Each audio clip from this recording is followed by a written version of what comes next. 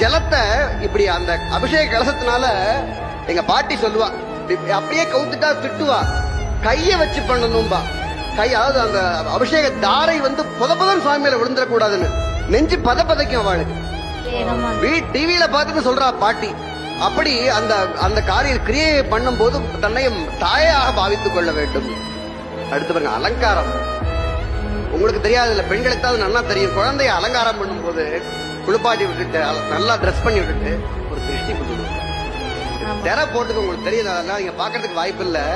ஆச்சாரிய பெருமக்கள் பெரும்பாலும், ஒரு சிலர் வேற வித்தியாசம் இருக்கலாம், பெரும்பாலும் இந்த பெருமானுக்கு அலங்காரம் பண்ணிட்டு வந்து திரைக்கு பின்னால ஒரு சாஞ்சி சுவாமி நல்லா இருக்காரான்னு கண்டிப்பா பாப்பா, எல்லாரும் பாப்பா.